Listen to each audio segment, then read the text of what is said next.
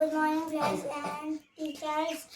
I am beginning thought of the day. Please listen to me. Always speak the truth. Never tell a lie. Always speak the truth, never tell a lie. हमको जो है हमेशा सत्य बोलना चाहिए, झूठ नहीं बोलना चाहिए। झूठ बोलना क्या है? पाप है। झूठ बोलना क्या होता है? पाप होता है। झूठ बोलना क्या है? पाप है। तो इसलिए हमको हमेशा सत्य बोलना चाहिए। ऑलवेज स्पीक द ट्रूथ, हमेशा सत्य बोलिए, कभी भी झूठ मत बोलिए। ठीक है, झूठ नहीं बोलना है। उधर लिखा हुआ है यदा चरित कल्याणी शुभम वा यदि वा शुभम,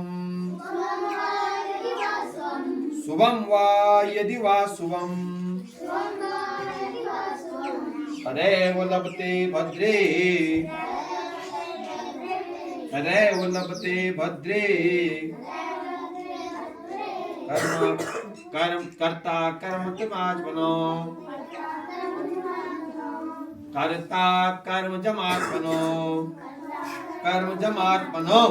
इधर देखो, ये भी वाल्मीकि रामायण का श्लोक है और इसमें महर्षि वाल्मीकि कह रहे हैं, हे कल्याणी, मनुष्य जैसा भी अच्छा या बुरा कर्म करता है उसे वैसा ही फल प्राप्त होता है। इसको भगवान राम जो है सीता माता से कह रहे हैं, हे कल्याणी, मनुष्य जैसा भी अच्छा या बुरा कर्म करता है उसे वैसा ही फल प्राप्त होता है। कर्ता अपने कर्म के फल को ही भोगता है, कर्ता अपने कर्म के फल को ही भोगता है। यदा चरित कल्याणी शुभम या यदि वा शुभम, तदैव लभते भद्रे, कर्ता कर्म जमात्मनो। हे कल्याणी, मनुष्य जैसा भी अच्छा या बुरा कर्म करता है उसे वैसा ही फल प्राप्त होता है।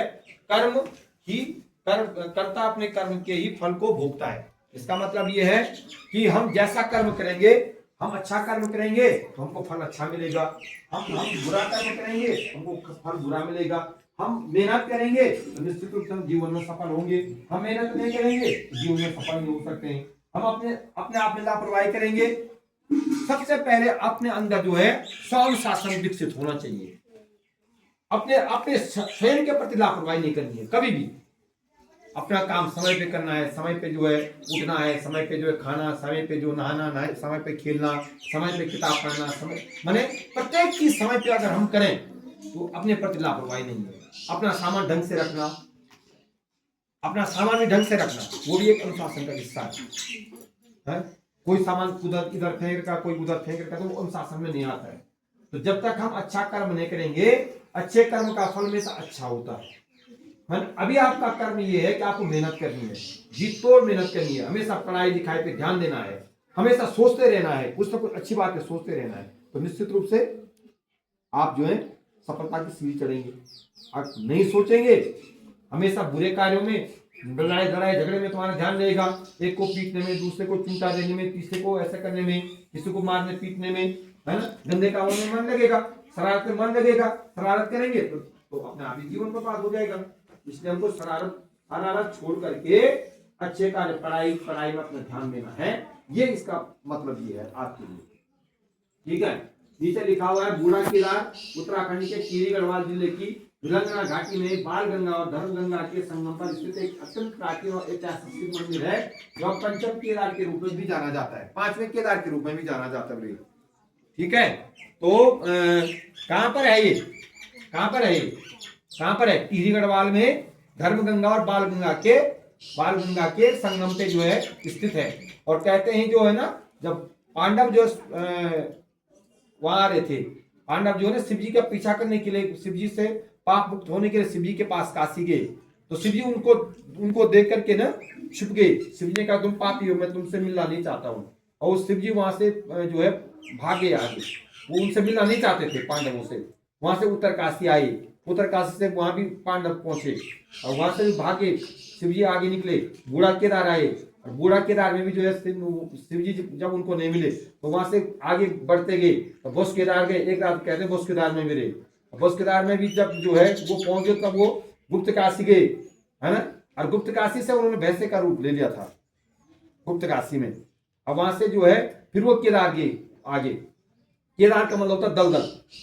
केदार का मतलब क्या होता है? दलदल होता है। केदार में जो है शिव जी ने जो है कई भैंसे बन गए वहां। तो तब पांडवों ने कहा जो भीम असली जो है शिव जी होंगे वो जो है टांगों के रास्ते नहीं जाएंगे नीचे से। तो भीम को बोला कि तुम अपने पांव फैला दो ऐसे करके। अब प्रत्येक भैंसे को जो है भीम के टांगों के रास्ते नीचे वो कितना बड़ा रहा होगा भीम, कितना बड़ा शरीर रहा होगा। भैंस कितनी बड़ी होती है, नहीं होती इतनी बड़ी होती है, तो उसके टांगों के रास्ते जब वो, लेकिन जो असली शिव जी थे, जो भैंसे बने हुए थे असली शिव जी, वो धरती में समा गए, वो गए ही नहीं। ठीक है, तब आकाशवाणी हुई, पांडवों को कहा कि तुम क्या करो, मेरे पीछे के भाग को मलो, उसी से तुम्हारा क्या होगा, कल्याण होगा। तो केदारनाथ में जो भगवान का शिव जी का पीछे का भाग है, वहां पीछे के भाग की पूजा होती है। और जो ये मुख कहाँ निकला, सीधे नेपाल में पशुपतिनाथ में। कहाँ निकला, पशुपतिनाथ नेपाल में निकला मुंह। ठीक, और जो है भुजाएं कहाँ निकली, तुंगनाथ में। और नाभि कहाँ निकली है, मधुमेश्वर में। ठीक है ना। और ये जो आगे का ये क्षेत्र होता है ये रुद्रनाथ में, और जटाएं निकली कल्पनाथ में। तो इस प्रकार से पंच केदारों का जो है पंच केदार बने हमारे उत्तराखंड में। और पशुपतिनाथ के रूप में वहां जो भैंसे का रूप जैसा है, पशु के रूप जैसा शिव जी का वो है, तो पशुपतिनाथ के रूप में जो है नेपाल में पूजे जाते हैं। ठीक है। और बूढ़ा केदार कहाँ है, टिहरी में, वहां शिव जी रहे थे, इसलिए उसका नाम जो है बूढ़ा केदार रखा हुआ है। इधर देखो जरा सा daily blackboard update 1965, date 28 फरवरी 2026, डे सैटरडे। और टुडे थॉट है सही प्रश्न पूछना ही विज्ञान की पहली सीढ़ी है। सही प्रश्न पूछना ही विज्ञान की पहली सीढ़ी है। मैंने इसका मतलब हमको प्रश्न क्या पूछने चाहिए, बोले सही प्रश्न पूछना। अच्छा, जिज्ञासा के कहने का मतलब जिज्ञासा, विज्ञान का मतलब है, विज्ञान का जानने का मतलब जिज्ञासा उत्पन्न होनी चाहिए अपने अंदर। आप विज्ञान दिवस है, राष्ट्रीय विज्ञान दिवस, इसलिए उसको दे रखा है। साइंस में होता विज्ञान, विज्ञानम संस्कृत में विज्ञानम। सीवी रमन द्वारा खोजी गई वैज्ञानिक घटना का नाम प्रकाश प्रकीर्णन है। आज राष्ट्रीय विज्ञान दिवस है, 28 फरवरी को जो है राष्ट्रीय विज्ञान दिवस के रूप में मनाया जाता है। इस दिन जो है सीवी रमन जी ने जो है खोज की थी,